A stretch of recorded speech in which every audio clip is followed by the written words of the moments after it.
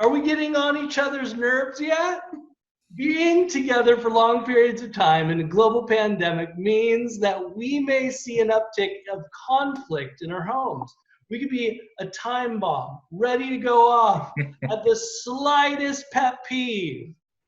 Crystal Neill is here with us today as she will feature a communication mapping technique that will diffuse the explosions and bring healthy conflict and understanding. What's your secret conflict style? How do you not lose your way in a scary conversation? We're mapping our communication today to build trust as we are processing how to have healthy conflict.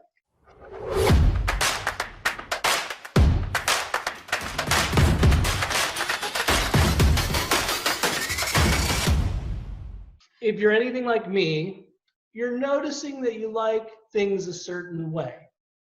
And being in quarantine lets you realize others like things a certain way.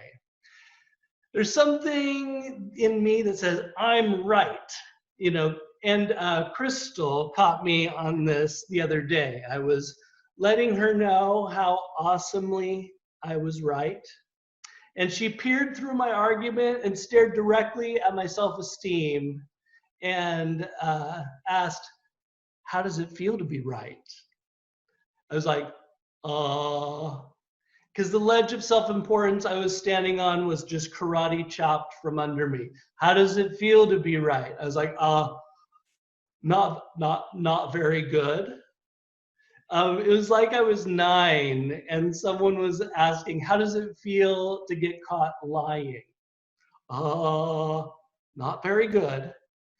I found letting Crystal know that I'm right is a lot like letting her know that I'm a jerk. It might be true, but certainly unnecessary to underline.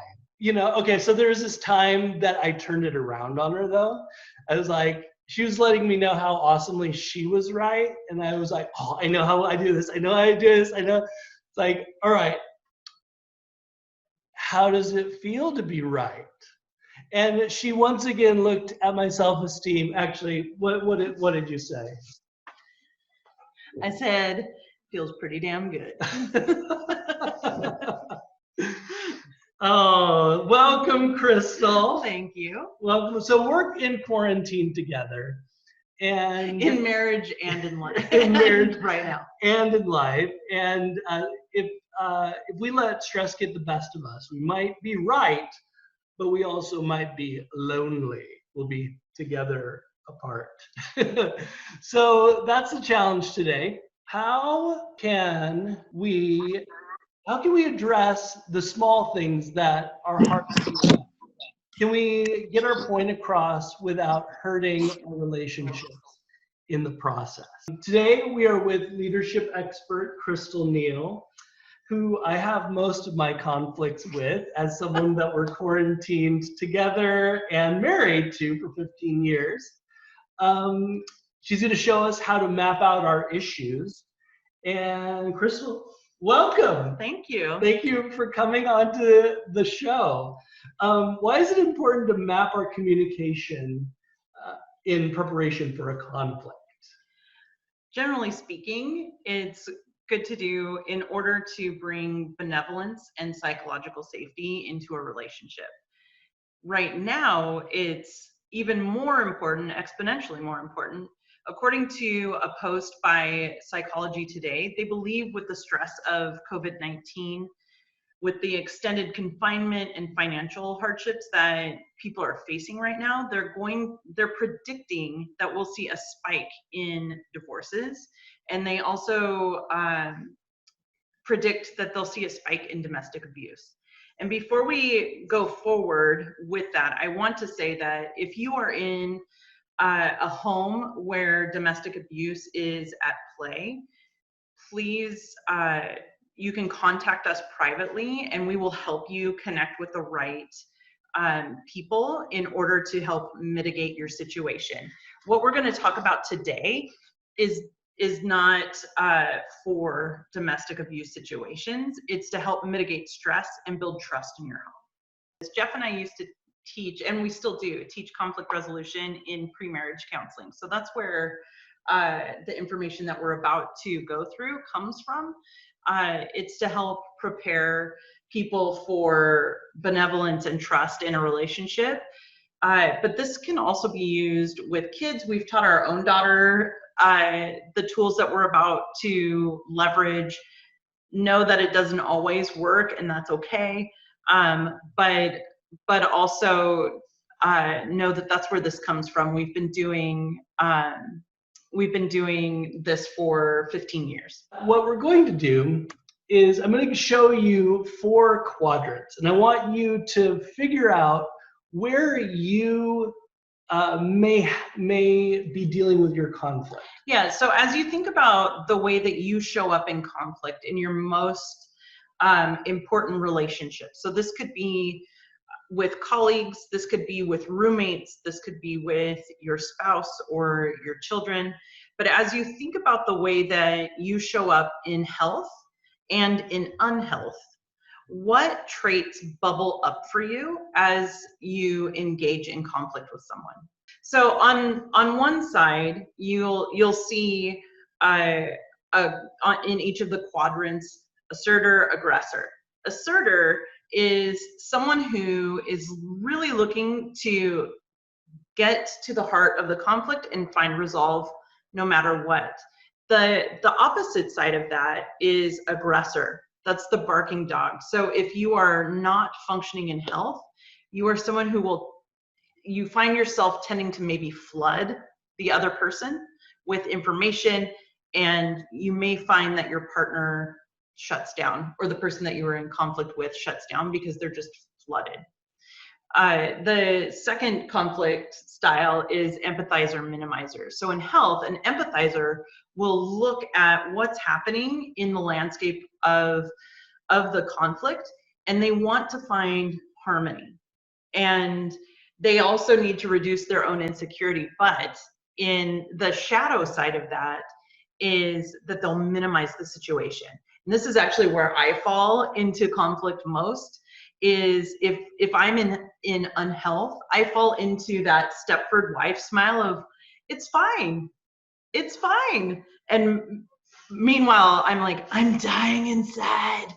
So, Gwyneth asked, so you are both of one? Yes, you're both of one. So in health, I'm an empathizer, but in unhealth, I'm a minimizer. And just to add, like right now, we're dealing with kind of heightened amygdala, hijacking that's a possibility. So the right side, the asserter, aggressor, empathizer, minimizer, the right side of that element is something that might be really getting pinged right now. Yeah, absolutely. So when you think about when that happens, you tend to go into fight, flight, or freeze. And when you are in fight, or freeze, if you are not functioning in health, you'll tend to lean toward the shadow side of your conflict style. And so as we look at harmonizer, diverter, typically the fun and lively, but they bring levity to whatever conflict is happening. But in unhealth, they need to reduce their anxiety, so they will completely distract from what's happening. They're the jokester. They're the jokester. And to call out, you may find yourself in a different quadrant based on who you're having conflict with. So your family of origin, you may find yourself as a harmonizer, diverter, whereas with your spouse, you may find yourself with an empathizer, minimizer. And with your colleagues, you may find yourself an asserter, aggressor. It really does depend on the environment that you find yourself in. And the last quadrant we'll talk about is analyzer, avoider. This is the person that will lift up and look at the entire landscape of what's happening. And before they even engage in conflict, they want to look up, they want to map everything out. They're committed to staying calm. They'll speak to every piece of what's happening. They will drive the other groups crazy because they're committed to the details. The flip side of that is they'll completely avoid. They're the people that disappear when there's conflict. They're the people that will, just kind of like, I don't know. I don't know. And what's interesting is they're like, I don't care. Yeah, I don't care. And disappear. They'll just distance themselves because that'll be their protection. Yeah. And so as you find and map yourself out, as you think about the style that you tend to gravitate toward, you also believe that your style is right. It's the perfect one. It's the perfect one, which I see Robbie nodding. Oh yeah, mine is. I believe mine is. But really, there is no wrong way unless you are functioning in unhealth. So well, because it brings value to the actual conflict. For instance, I'm an asserter aggressor, and I want to get the stuff done. I want to get it. I want to get the conflict. What's the problem? I need to fix the problem. But for an empathizer minimizer, you're more interested in what? In how you're feeling, how I'm feeling. I want to look at how we can create harmony more than resolution, actually, which I know is annoying.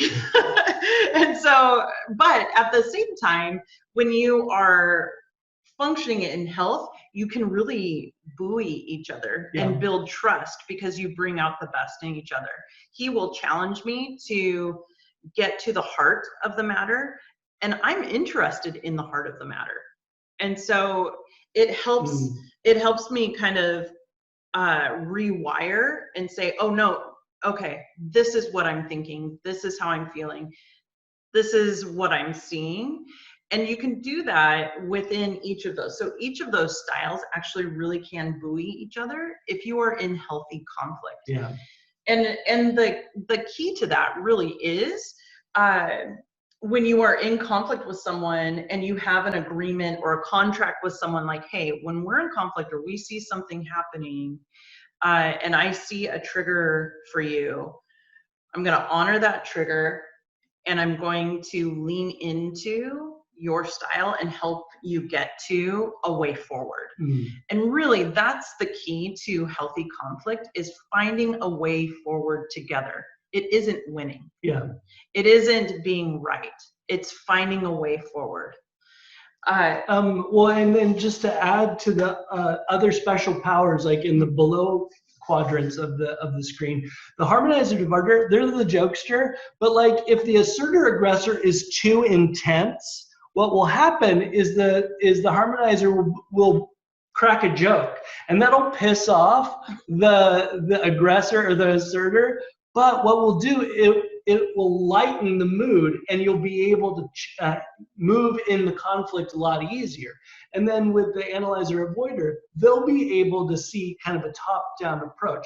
They're going to be distant, but they're going to see the top-down. Now that's going to be annoying for the asserter that they're distant, but by them having a top-down approach, they'll be able to handle that conflict. And be able to speak to why you're so pissed off. Yeah. Or why an empathizer is feeling so strongly about something. And so they all bring value to conflict. And so we're going to try something. Mark where you feel that you fit within the conflict style. Empathizer minimizer. Oh, looks like we have a lot of empathizer minimizers. Oh, an analyzer avoider. Nice. Awesome. Thank you. So is this resonating with you all? Can you see yourselves kind of the way that you show up in conflict? Yeah. So now what do you do, right? So now what do you do with this information? Well, if you have a good understanding of how you function and how the people that you interact with on the regular function within conflict, mapping out the issue at hand can be really helpful at mitigating that stress and diffusing the bomb. So Jeff was talking about diffusing a bomb earlier of that bubbled up stress. If you can see a stop sign, if you can visualize a stop sign in your head, one, that will help you shift your amygdala from fight, flight, or freeze to linear thinking. So that in and of itself will help you. It's like counting to 10. It will help you shift that fight, flight, or freeze moment. And if you can do that and say, hey, I think we need a timeout, and take the time out, it's totally fine. And plan your conflict, which I know sounds bananas. Yeah. But I will tell you, it will save you a lot of heartache if you can say stop sign. And actually, we've taught our daughter to do this when she starts to get heated. Yeah, what does she have to do when she's angry? Well, we'll say, what does the stop sign look like? And she'll say, it's red, it stops, you know, it says stop. She gets mad at us for doing it. But by the time she describes the stop sign, she's deflated from being escalated. And then we say, you have some choices. What choices do you have right now? And she'll say, I can count to 10, I can go on a walk, I can talk about it, or a combination. And then we let her choose. And we do that, and it helps her self-regulate. And we as adults need to self-regulate as well, which is really hard in the moment. Yeah. Because in the moment, you want to rip somebody's face off. And you want to be right. Yeah, right? And the need to be right and to win. I want to win. Is at the forefront. So if you can picture a stop sign in your head and then practice the communication map that we're about to share with you, it will actually help you navigate the issue at hand. And for the other person that is listening, if you can listen for what the person cares about most, it will help deflate the conflict exponentially. Yeah. All right, so right here, I'll show you the thing that we used, and you guys can do it too. We had a whole, oops, this is upside down, a whole map that you do as a thing that you stand on. And this also allows you to kind of figure out it gives your body a chance to figure out what you're doing. So there's 5 sections to this. Crystal, do you want to tell us a little bit about the 5 sections? Yeah, so if you think about the middle first, the middle, yeah, is where you bring up your issue. And the key is really to share one issue at a time, so that you're not flooding your partner and you're not saying, and then you did it, and then 7 years ago this happened. Keep it to the issue, one issue, there could have been multiple issues that have led up to this, and you'll address that. But if you can narrow it down to one issue first and make the statement, I'm having trouble with X, whatever it is, name it. And as my sister says, name it to tame it. And then if you can call out the sensory data. And in leadership development, part of this, and Robbie will know this, part of this is called an SBI, where it's situation, behavior, and impact. So sensory data is really the situation and the behavior. So the situation is, you were in the kitchen and you said blank. That's the sensory data. That is something that cannot be argued with. Yeah. It's the truth. It's the hard facts of the situation. This happened, you said this or did this, blank. So if you can do that, just even that will help de-escalate your flooding or your fight, flight, or freeze in your head. And then if you can share what your thoughts are about that. So here's the sensory data. Here are my thoughts. And do you want to talk a little bit about thoughts and what that actually means? Yeah, I'll actually give there's thoughts and there's feelings, and sometimes those can be really, a lot, like together in once. Thoughts are essentially what your impressions are. Up until now, you are very educated and you know what you know. So those are your thoughts. So when you looked at me in the manner that looked like daggers were, looking at me, that I noticed that. It's just it's that moment where it is an impression. My mom did that with me, or something like that. It's those kinds of impressions. Yeah, it's all of those impressions that have led you to today. And my feelings about that are, I felt degraded, or I felt dismissed. And you don't want to say you make me feel, because no one can make you feel a certain way, but you do feel a certain way. I felt dismissed. I felt hurt. I felt like a joke. Mm-hmm. Those are all feelings that you can share. So you have your sensory data, you have the thoughts about it, you have your feelings about it. And partitioning it this way allows you to compartmentalize what you need to say. And if you're listening to somebody who is doing this, you're able to see where they're going and see what they're saying too. And if there are holes in what they're saying, you can kind of call them out. In a kind of yes, like you're like, maybe they didn't say anything about their thoughts, and you're like, well, what do you think about that? And that would be an open question that would allow them to answer that, and they would feel good that, like, oh, they're tracking my conversation. Yeah. And so then as you move through, you want to talk about your wants, not just for yourself, but for others and for us. So what I want is to feel loved or feel respected. I want you to show up with respect for me, so that we can show our child the respect of parents.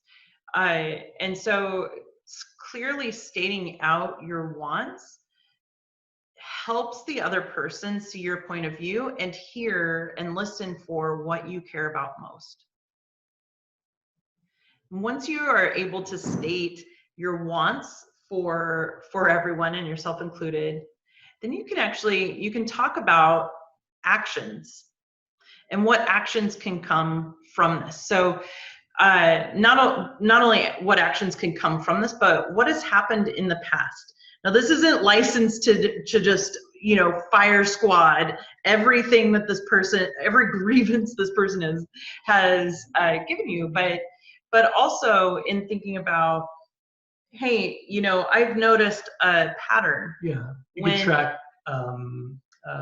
Like when you're tired, this tends to happen more. Yeah. Or trends. Yeah.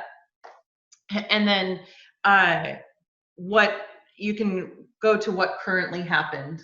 Like this is what's happening. Those types of actions. And then as you think about the future, this is the smallest piece of the pie. And it's in the future, here are some actions we can take to help mitigate this happening again. I think what's really good to see about this entire wheel is how small that portion is. Because if we are able to communicate everything else, a lot of times we put the emphasis on future action. We want you always to look, never do this again, but a lot of times if we're heard about the issue that we have, we can actually understand that there's something to being heard in this that doesn't necessarily mean that they need to have this behavior change. There's a respect that comes from being heard. And it's more than just regurgitating what someone has said. It's really looking for what someone cares about most. And once you get good at mapping this out, you can do it in the moment. It's building a muscle memory, right? So for instance, just last weekend, it was last Sunday. Yeah. I'm going to talk about. We were watching Trolls, which is a really good movie, and it actually talks about Trolls 2, and it talks about cultural appropriation, which was an amazing conversation in our home. Side note, all of a sudden I started buzzing, and Jeff was like, hey, I noticed you're buzzing. And so, and by buzzing, it meant like anxious, nervous energy. Yeah. And frustration. And for those of you on the call that know me well, you know that I have misophonia, which I blame, it's generational, where sounds really affect me, certain sounds. We have an echoey apartment. We have an echoey apartment, and I have a loud spouse I'm loud. and a loud child. Yes. And for whatever reason, and I know that we are in quarantine together, we're in an apartment, there was a lot of loud sounds happening, and I brought it up and said, hey, you guys are being really loud. Can we like chill? And what ended up happening was I got made fun of, and the sounds kept happening, or not made fun of. I was teased. It was teased, and it was good-hearted, but it pissed me off. It wasn't by me initially. Actually, it wasn't really by me, but our daughter knew how to push the button. Yeah. So the thing is, because Jeff knew this map, he was actually able to bring it up to me and say, hey, I noticed this. Walk me through what's going on. And so I said, hey, when you were in the kitchen and I said, hey, you guys are super loud, it's really bugging me, can you keep it down? And then there was laughter and then more loudness. It made me feel dismissed and like I'm a joke. Mm-hmm. And I was able to say, I know that we're in quarantine together. I know that like there's a lot of things bubbling up, and I know that your intention is not to hurt my feelings. I know that. And I'm really pissed off and I'm really hurt by this. Mm-hmm. So in the future, what I love is to be able to just go into the bedroom and shut the door if you're too loud, without judgment or without any sort of like chasing after. I also would like to not be made fun of when you notice that I'm not joking around. Yeah. And so what that did for us was, one, it helped calm me down, but then two, it gave Jeff an understanding of like, oh my gosh, what I did, even though the intention was not to hurt you, it made you feel like a joke. And I don't believe that you're a joke. Yeah. And so it made a way forward for us. And I know that sounds like a really stupid topic, but that's also why we're doing this, is because we are in quarantine. Our senses and our stresses are here. And so to be able to diffuse the bomb or snuff out the flame that could spark something much bigger. Yeah. Leveraging this type of map really helped with that. And we did it in the moment. We did it in the moment because we've done it a lot. Yeah. Well, and what's really easy to happen, do you want to? Yeah, so real quick, we have a couple of questions. We have one from Robbie that says, can one style trigger another style in a person? And I would say it can. And it really depends. I wouldn't say it can trigger another style happening, but it can, if you're functioning in unhealth, if you're in an unhealthy place and I'm fine and he's in aggressive, he's going to go barking dog to try and get me to say that I'm not fine. Yes. Yeah, no, that's seriously what happens is if she disengages, that could be something that makes me go, no, we got to figure this out. We got to do this right now, and I'll probably do it with my pointed finger, and that will be even worse. But yeah, and then also if you're in different, like if you're in a family of origin situation, like the power dynamics could shift you into a different style. Like you're like, oh, there's somebody who is aggressive here. I'm going into diverter mode right now. I'm going to joke it up, because that's my role in the family, that sort of thing. Yeah, exactly. And so great question, Robbie. Thank you for that. And then Gwyneth has asked, so with past actions, you shouldn't be bringing up things past times this has happened. You can, and that's where the actions past comes up. But when you are presenting an issue, you're not firing at the person like, and then you did this and this and this and this, and then 3 months ago you did this. But when you get to the actions part, when you talk about, hey, in the past I've noticed that this happens when. Mm-hmm. In the past I've noticed that when you're tired, you tend to go into more of a hard teasing mode. Yeah. Does that make sense? So when I was talking back to Crystal, what's really easy to have happen when something like this is happening is it's easy to be offended that that's not what I meant to have happen. Like, I didn't mean for you to feel like a joke. I didn't mean, and so as a result, you're like trying to handle the offense of the actual issue. And that's my aggressor talking. That's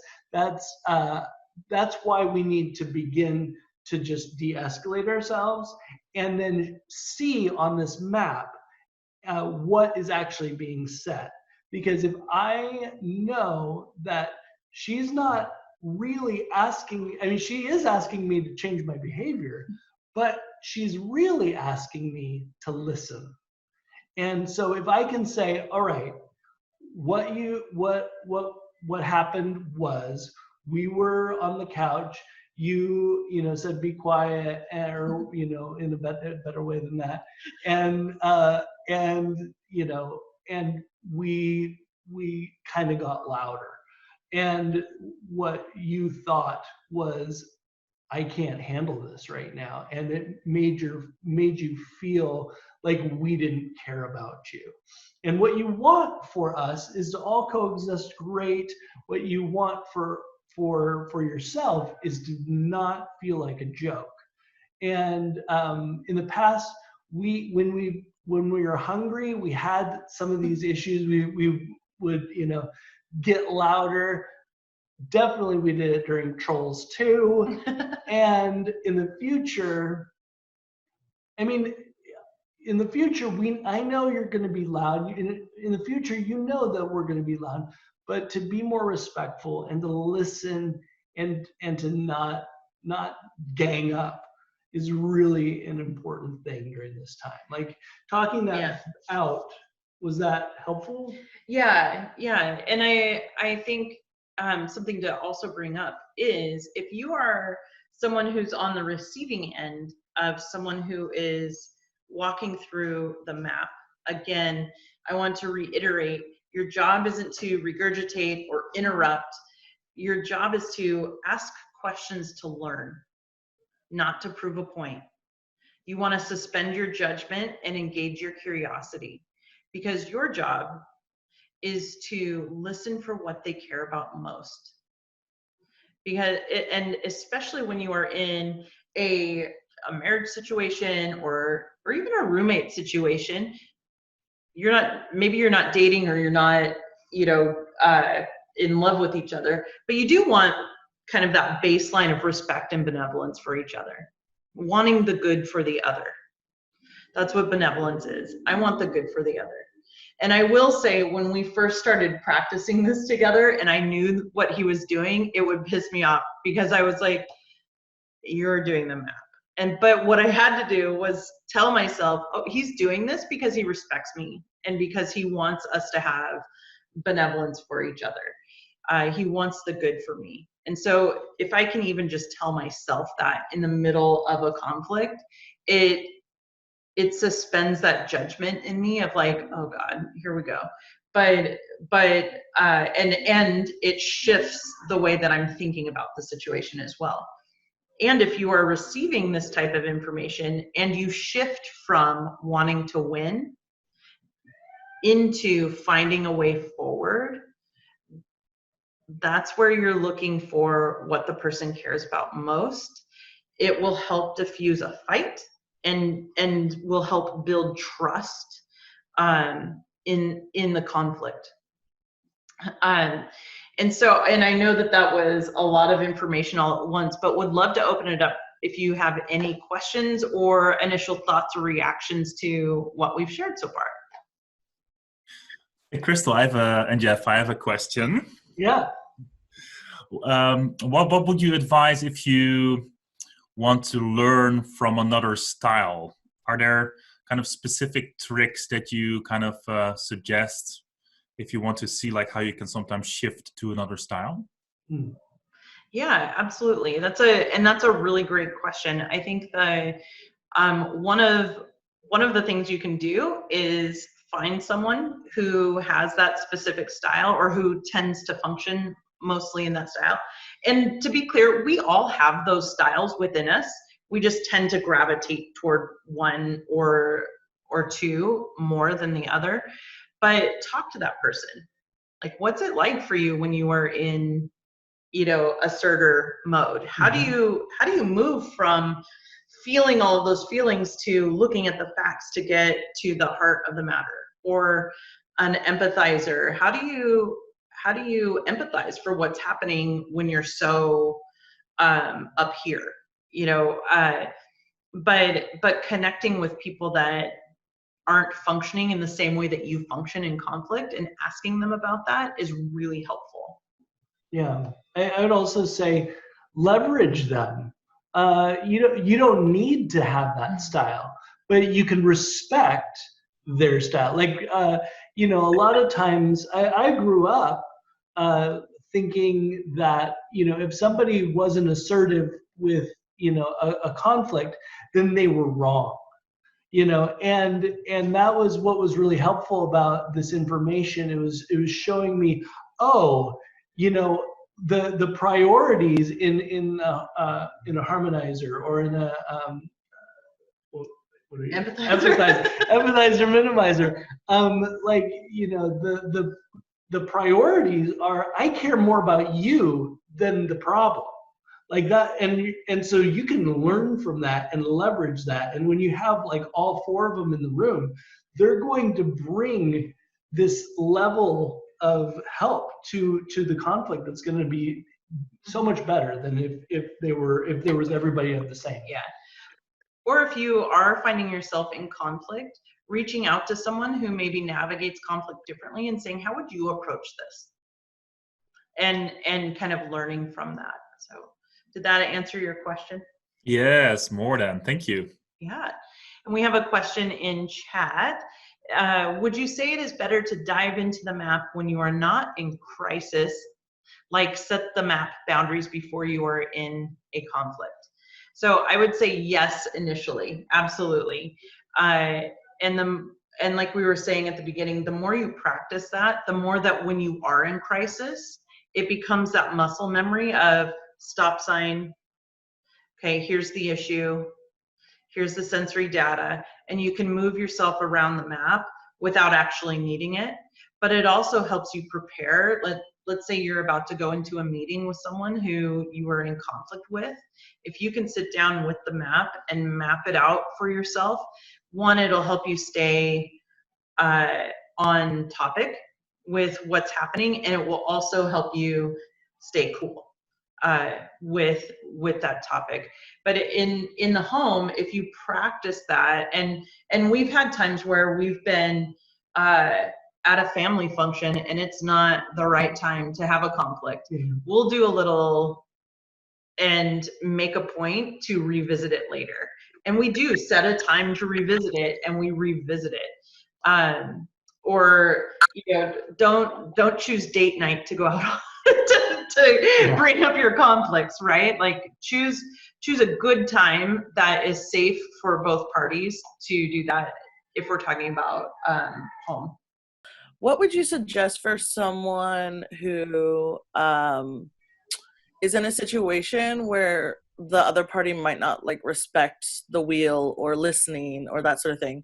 Because I have a friend that's like living with her parents right now and is having a ton of conflict, and I'd love to share this with her, but I don't know if they're necessarily going to be apt to have healthy conflicts.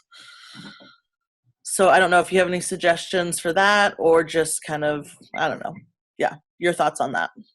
Yeah, I think that's a really great question, and I think the one, working the wheel, regardless of who you're in conflict with, will at least help you keep your integrity in check, and it actually helps push other people to do the same. But yeah, go ahead. Yeah, just I've had this happen because when other people don't know the rules, you want them to know the rules. Like, now it's time for you to listen to me. But with family of origin and those kinds of things, those a lot of times have already been established. So the best thing to do in that case is to give them enough information that they need, and be at peace with it. Yeah, and I also think, and we've done this before with other people, is say what you need. I need you. I'm gonna talk to you about something that's hard, and I need you to listen for what I care about most in this. And give the other people the opportunity to say okay or no. Yeah, actually that's been really helpful for our relationship, because I like to fix problems. I'm like, what's the issue? Let me fix it. And Crystal has been really upfront with me. She's like, no, I don't need you to fix anything right now. I just need you to listen. And it means, I can map this. This is something I can do. I can understand where you're coming from, and I don't need to fix a problem. I can just listen. Yeah, and sometimes you're just dealing with jerks who aren't going to listen or who aren't going to follow the rules. I mean, we all navigate that, right? Like, you're in the service industry and you have to deal with jerks all the time. But you know, it's but really when you think about your own self and being able to speak what is true for you and your experience, that's all you can control. You can't control how someone else is going to react. You can't control whether or not they're going to respect that, but you can control your own integrity. You can control your own actions. You can control the way that you show up.